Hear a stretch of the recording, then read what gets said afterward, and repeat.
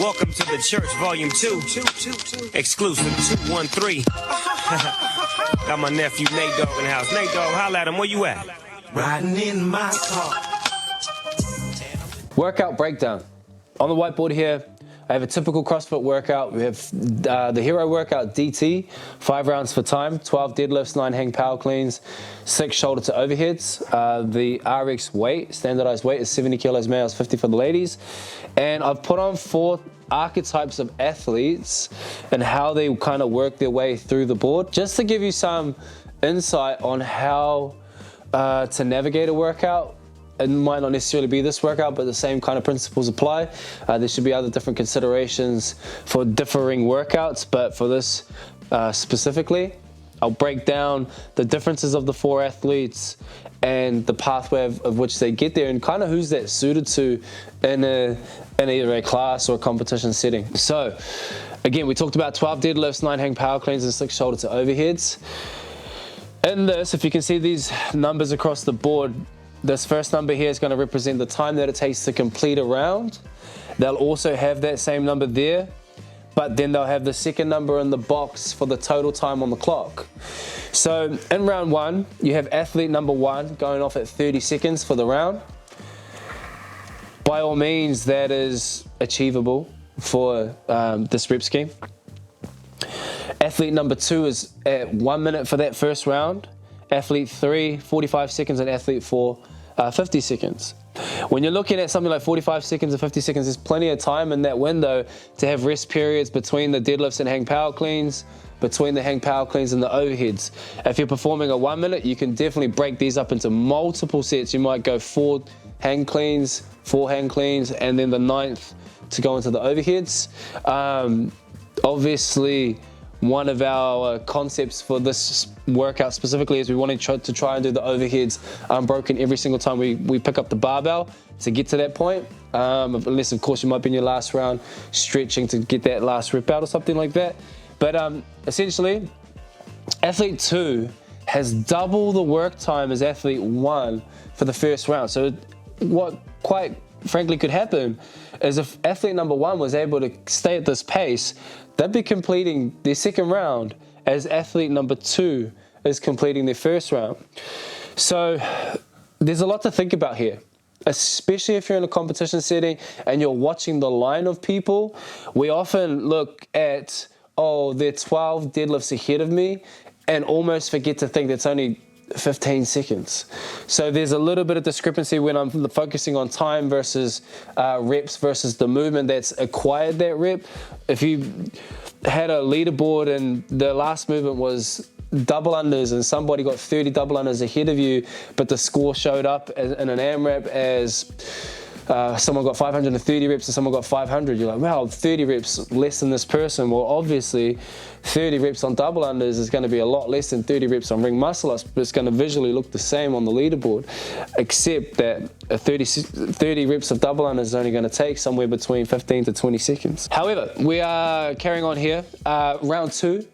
Athlete number 1 is still able to achieve a 45-second round, giving them a total time now at 1 minute and 15.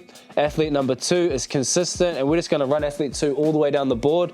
They have 1 minute average or finish time every single round. It does not change.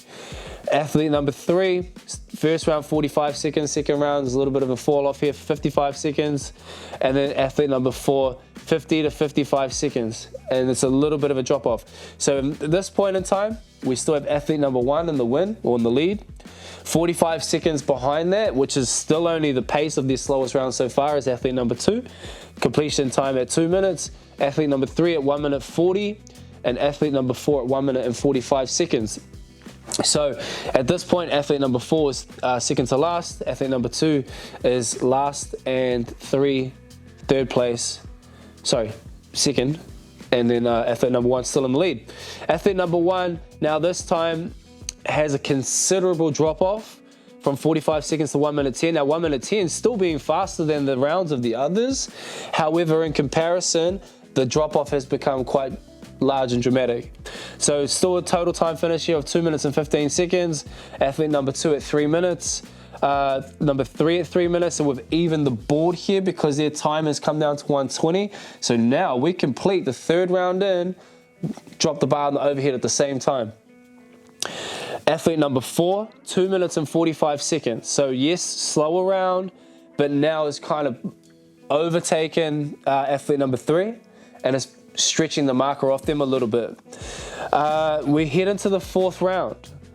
Athlete number 1 has another big drop off. They're really feeling the effects of this. They may have started breaking the deadlifts into singles or something like that, or they might have got away with it, but there's a big transition before the hang power cleans, potentially the overheads as well. So 1 minute 40 time completion for this round.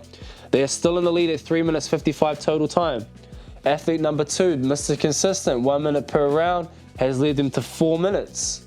So they were a whole round behind, and now they're 5 seconds. And what did we talk about in 5 seconds? 2 deadlifts.